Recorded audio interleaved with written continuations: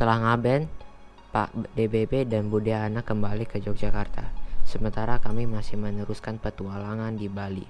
Selamat pagi pemirsa, selamat jumpa kembali dengan keluarga Kusmaji Channel. Dan saat ini kami tadi malam kami bermalam di depan Pondok Pesantren Bali Bina Insani yang ada di Desa Meliling, Kabupaten Tabanan, Bali. Dan Pondok Pesantren ini sangat istimewa dan unik karena didirikan di Bali. Dan pondok pesantren ini sendiri disebutkan menjadi salah satu contoh untuk toleransi boarding school. Di sini sendiri bukan hanya pondok pesantren tapi juga ada sekolahnya, yaitu di Madrasah Sanawiyah setingkat SMP dan juga Madrasah Aliyah setingkat SMA, dan muridnya ada sekitar 400. Begini kesehariannya.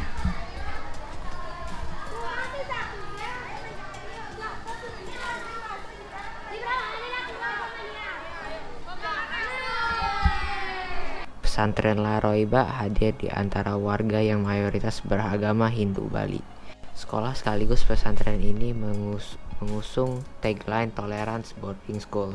Nilai ini tidak hanya selaras dengan kehidupan warga Bali, tetapi juga bagi warga Indonesia dan dunia. Pada tahun 2016, pesantren ini menjadi tempat belajar para pelajar dari 50 negara yang hadir pada Bali Democratic Forum. Mereka belajar tentang toleransi dari pesantren Laroiba. Pesantren Laroiba didirikan Bapak Haji Ketut Imaduddin Jamal pada 27 Oktober 1991 lalu. Beliau berasal dari kampung Pegayaman, kampung muslim di Pulau Dewata. Alhamdulillah, dari awal memang satu niatan bahwa kita lakukan ini untuk pengabdian kepada Allah. Kemudian oleh Allah ditunjukkan satu lokasi di mana Haji Ketut dipertemukan dulu dengan ada namanya Hajah Sofia Dewa Pere. Sofia itu dari Sulawesi, mendiang suaminya seorang tentara mu'alaf, lalu mewakafkan bangunan rumah tapi menjual tanahnya. Kami beli itu, kemudian oleh Allah diberikan tempat ini. Dan itu pun bukan karena tawaran umat Islam, tapi justru tawaran dari saudara-saudara Hindu kita ini. Nah, sehingga dari awal memang sangat dimudahkan oleh Allah dengan semua perbedaan ini. Alhamdulillah. Sebagian besar murid atau santri berasal dari Bali. Mereka menetap di pesantren. Sementara sebagian lagi datang dari Jawa. Ada hai. B siapa? B. Siapa di luar ada empat keluar. B siapa B? Empat keluar.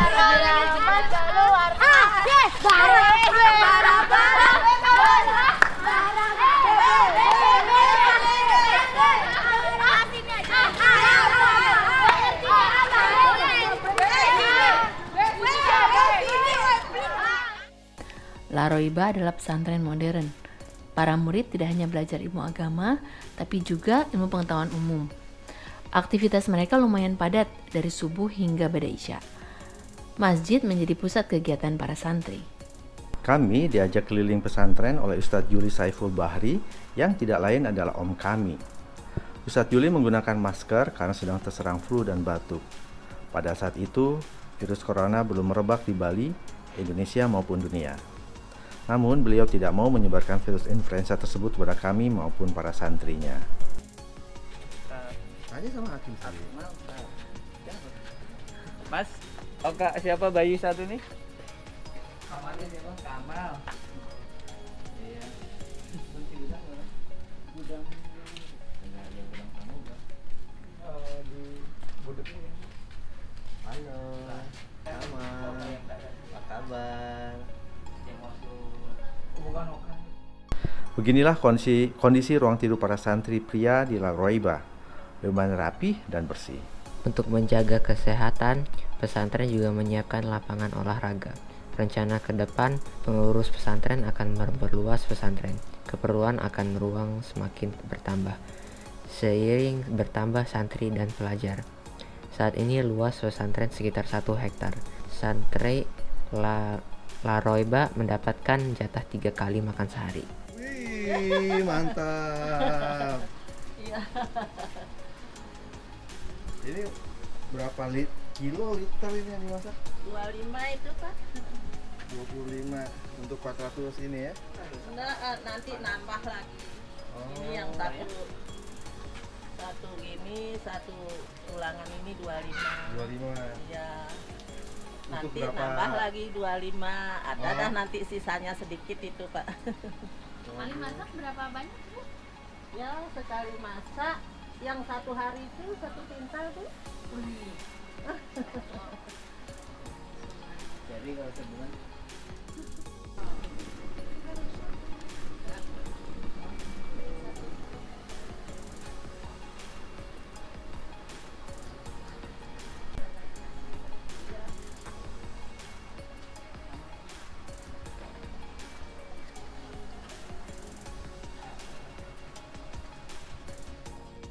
Urusan dapur ternyata bukan hanya urusan pengurus pesantren saja. Para santri pun mempunyai kewajiban untuk menyiapkan makanan. Ada jadwal piket para santri di dapur. Dan ini daftar menu harian para santri. Enak juga ya ternyata makanan para santri. Di akhir kunjungan kami diajak bertemu keunikan lainnya di pesantren ini, yaitu bertemu guru yang beragama Hindu. Jumlahnya tidak hanya 1, tetapi hingga 17 orang. Angka ini sekitar sepertiga dari total 53 guru di La Roiba. Salah satunya adalah Ibu Nimade Suwardani atau lebih dikenal sebagai Ibu Dani. Beliau adalah guru IPS yang telah mengajar selama 15 tahun di pesantren La Roiba. Mau mengajar di madrasah ini kira-kira ada bukan tentangan lah, misalnya komentar dari keluarga waktu itu? Awalnya saya karena masih kuliah waktu itu, saya mengajar di sini karena dekat dengan rumah. Yang kedua itu udah ingin belajar mengajar karena saya kebetulan memang jurusannya pendidikan.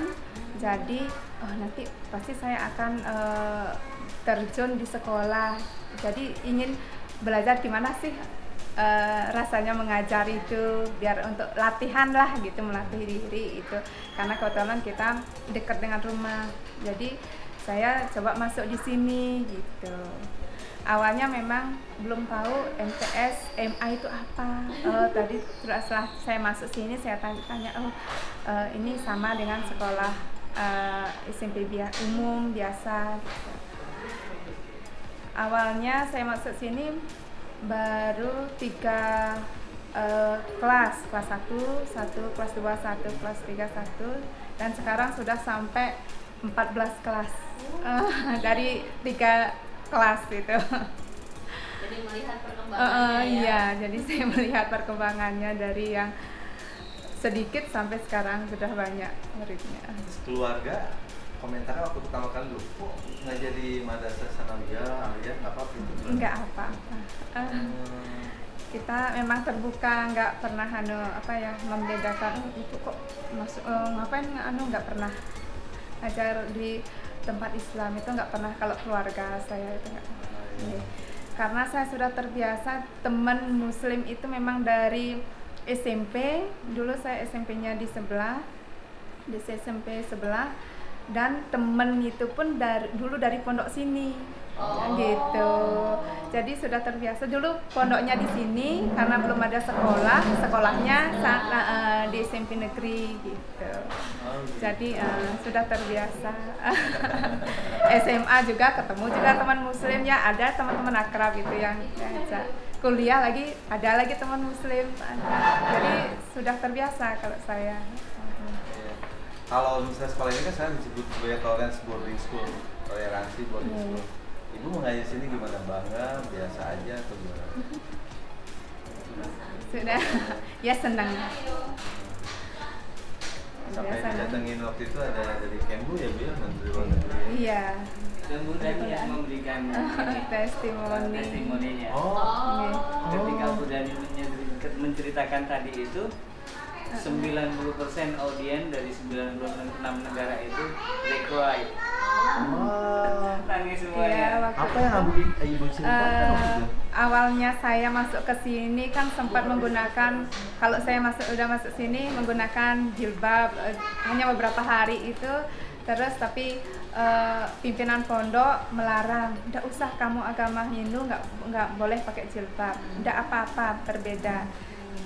karena kita memang memperlihatkan perbedaan itu gitu. Nggak apa-apa gitu kan nggak enak karena kadang baru awal masuk sini aduh berpikir pakai baju apa, kesana kan ngelihat yang gini pakai baju panjang-panjang kayak gitu.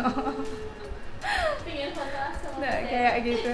Terus jadinya kita menyesuaikan diri. Iya. Saya harus pakai pakaian panjang, baju panjang, celana panjang kayak gitu. Akhirnya setelah ditegur sama Pak Haji, akhirnya kita nggak lagi menggunakan identitas orang Hindu, ya, nggak diperlihatkan, nggak apa-apa Bu, gitu kemarin. Ya. Berarti inisiatif dari Pak Haji ya memilih untuk mengajak-ajakan guru berasal dari latar belakang yang berbeda gitu. Ya kan dia memang sebagai putra Bali asli dan sangat paham kultur Bali yang begitu indah yang harus dipertahankan dalam pembangunan pesantren ini. Dan alhamdulillah sampai saat ini tetap berjalan. Kalau ada misalkan ada tetangga sini yang sakit dan kami diberitahu, ya kami bersama mengunjungi yang ada yang meninggal, ya kita ziarah. Ada yang menikah, ya kita datang rame-rame. Itu kalau yang dipakai juga pengantin Hindu ya? Iya. Iya. Kami dikasih kemarin.